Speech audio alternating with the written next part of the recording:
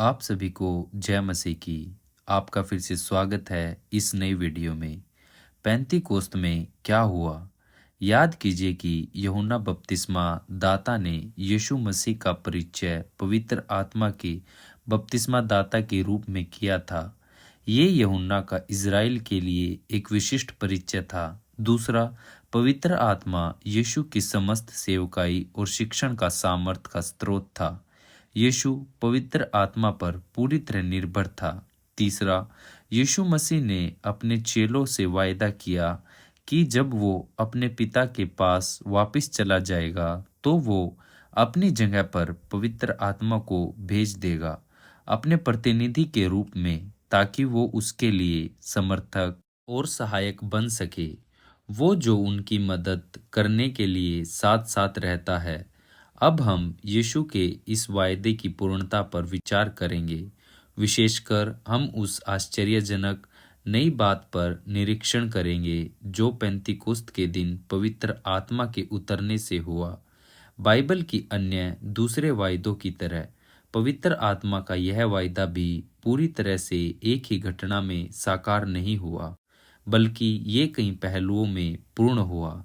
पहला चरण उस दिन शुरू हुआ जिसको कि हम पुण्य रविवार या ईस्टर के रूप में कहते हैं, जो कि यीशु के पुनर्जीवन का दिन था।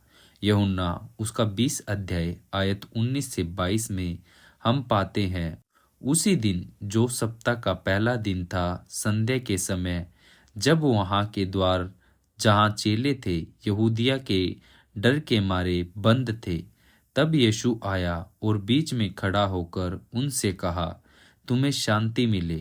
और यह कहकर उसने अपना हाथ और अपना पंजर उनको दिखाए। तब चेले प्रभु को देखकर आनंदित हुए। यीशु ने फिर उनसे कहा, तुम्हें शांति मिले। जैसा पिता ने मुझे भेजा है वैसे ही मैं तुम्हें भेजता हूँ। यह कहकर उसने उन पर फूंका और उनसे कहा, पवित्र आत्मा लो। यूहन्ना उसका 20 अध्याय आयत 19 से 22 में 22वां पद एक महत्वपूर्ण विवरण देता है। ग्रीक भाषा में आत्मा को न्यूमा कहते हैं, जिसका अर्थ है श्वास या वायु है। सांस लेने की यह क्रिया यीशु के कथन से संबंधित है। यह कहकर उसने उन पर फूंका और उनसे कहा, पवित्र श्वास लो। पवित्र आत्मा परमेश्वर का श्वास। मुझे लगता है कि ये सब आलोचनात्मक और निश्चित पहलू था। परमेश्वर के उद्धार के प्रयोजन के कार्य में इस निष्क्रिय पल में क्या हुआ? पहला, उस पल में वो पहले चेले और मैं कहना चाहूँगा नए नियम के उद्धार में प्रवेश कर गए। रोमियो उसका 10 अध्याय आयत 9 में पौलुस ने उद्धार के लिए कुछ मूल शर्तें रखी है कि यदि तू अपने मुंह से यीशु को प्रभु जानकर अंगीकार करे और अपने मन में विश्वास करे कि परमेश्वर ने उसे मरे हुओं में से जिलाया, तो तू निश्चय उद्धार पाएगा। जब हम यूहन्ना उसका 20 अध्याय आयत 19 से 22, वो पहला पल था जब चेलों ने वास्तव में इस बात पर विश्वास किया कि परमेश्वर ने यीशु को मरे हुओं में से जिलाया है। उस समय तक वो उद्धार नहीं पा सके थे, जैसा कि नए नियम में प्रस्तुत किया गया है। उसी पल जब उन्होंने ये स्वीकार किया कि यीशु मसीह ही प्रभु है और ये विश्वास किया कि परमेश्वर ने उन्हें मरे हुओं में से जिलाया, तब वो नए नियम के उद्धार के कारण बच गई। दूसरी चीज जो घटी वो ये थी, चेलों का पुनर्जनन हुआ या उन्होंने नए सिरे से जन्म लिया। वो एक नई सृष्टि बन गए। हर एक जन अपनी पुरानी सृष्टि से नई सृष्टि की ओर चला गया। परमेश्वर की सवास के द्वारा जो उसके चेलों में फूकी थी, इसी समझने के लिए हमें पीछे मुड़कर उत्पत्ति उसका 2 अध्याय आयत 7 देखना चाहिए, जिसमें मनुष्य की सृष्टि का उल्लेख किया गया है। और यहोवा परमेश्वर ने आदम को भूमि की मिट्टी से रचा और उसके नथनों में जीवन का श्वास फूंक दिया और आदम जीविता प्राणी बन गया। मनुष्य की पहली सृष्टि तब हुई जब परमेश्वर ने जीवन का आत्मा फूंका। उस चिकनी मिट्टी के आकार पर जो भूमि पर था। परमेश्वर के श्वास पवित्र आत्मा ने उस चिकनी मिट्टी के आकार को एक जीवित आत्मा में परिवर्तित कर दिया। परंतु यूहन्ना का पद उस नई सृष्टि के बारे में बताता है जिसके बारे में पौलुस ने 2 कुरिन्थियों उसका 5 अध्याय आयत 17 में कहा था। सो यदि कोई मसीह में है तो वह नई सृष्टि है। इस पहली सृष्टि और दूसरी सृष्टि के बीच में एक सीधा सरल समांतर है। नई सृष्टि में यीशु वो पुनर्जीवित प्रभु और मुक्तिदाता है जिसने पाप, मृत्यु, नरक और शैतान पर विजय प्राप्त की है। इसको करने के बाद यीशु अपने चेलों के सामने प्रकट हुआ और उसने श्वास में पुनर्जीवन के श्वास को फूंका। ये एक नए तरीके का जीवन था, एक ऐसा जीवन जिसमें बुराई, शैतान और पाप के विरुद्ध विजय पाई। उस अनुभव के बाद चेले अपने पुराने तौर तरीकों से हटकर नए नियम के उद्धार में प्रवेश कर गए। मसीह की नई सृष्टि में यीशु की पुनर्जीवित श्वास के द्वारा जो उन्होंने चेलों पर फूकी थी। परंतु ये जानना अत्यंत जरूरी है कि ईस्टर रविवार के अनुभव के बाद भी पवित्र आत्मा के वायदे की पूर्णता का समय अभी नहीं आया था। पुनर्जीवन के बाद यीशु ने अपने चेलों से लूका उसका 24 अध्याय आयत 9 में कहा, और देखो, जिसकी प्रतिज्ञा मेरे पिता ने की है मैं उसको तुम पर उतारूंगा, और जब तक स्वर्ग से सामर्थ न पाओ तब तक तुम इसी नगर में ठहरे रहो।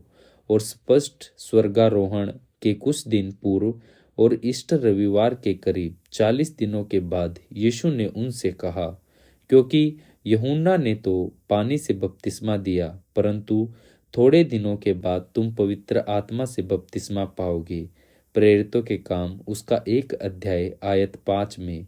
इससे हम ये देखते हैं कि ईस्टर रविवार वायदे की पूर्णता नहीं थी। लगभग हर एक धर्मशास्त्र और धर्म ग्रंथ के व्याख्याकार इस बात से सहमत होते हैं कि आखिरी और संपूर्ण पूर्णता पेंतीकोस्त के दिन हुआ था, और जैसा कि प्रेरितों के कार्य उसका 2 अध्याय आयत 1 से 4 में किया गया है।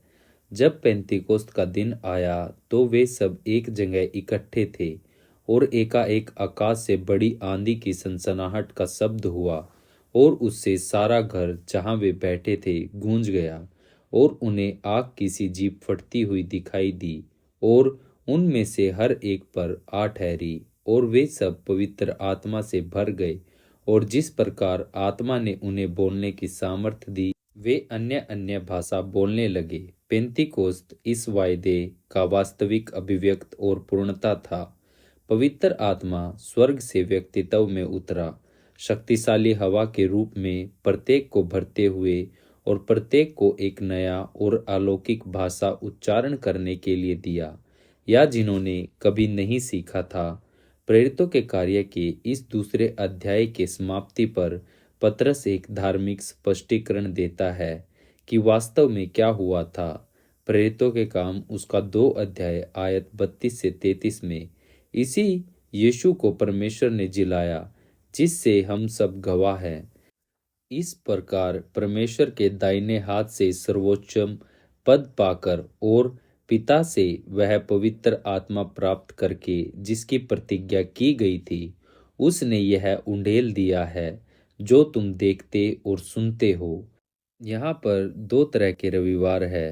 पहला है पास्का रविवार और दूसरा है पेंतीकोस्त रविवार।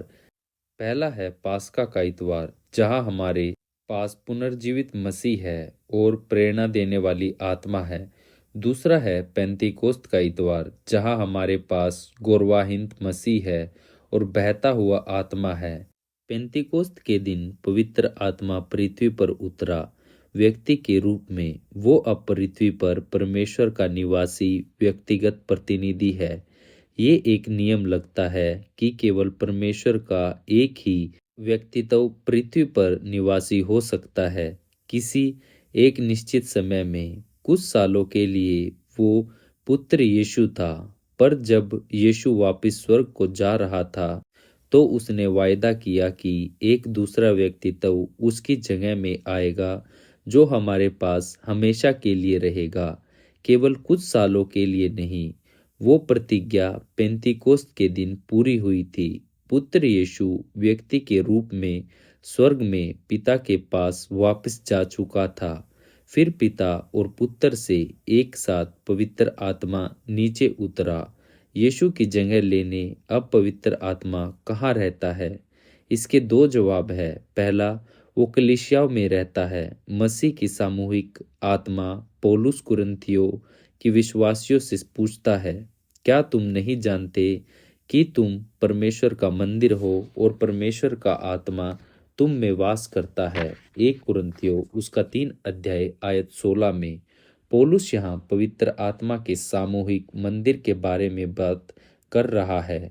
दूसरा है 1 कुरिन्थियों उसका 6 अध्याय आयत 19 में, क्या तुम नहीं जानते कि तुम्हारा देह पवित्र आत्मा का मंदिर है जो तुम में बसा हुआ है और तुम्हें परमेश्वर की ओर से मिला है और तुम अपने नहीं हो? पौलुस इससे भी कुछ बात कहता है। वो ये बात प्रकट करता है कि न केवल मसीह की सामूहिक देह पवित्र आत्मा का निवास स्थान है, पर यह परमेश्वर की योजना है हर एक विश्वासी का देह भी पवित्र आत्मा का निवास स्थान हो। वो एक सबसे होश उड़ा देने वाले विवरण है जो पूरे बाइबल में है। अगर हम यीशु मसीह में विश्वासी है तो हमारी शारीरिक देह को पवित्र आत्मा का निवास स्थान बनना है। आप सभी प्रभु के वचन को जानने के लिए हमारे साथ जुड़े रहिए।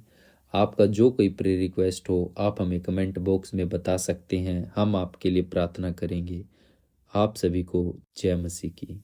आमीन।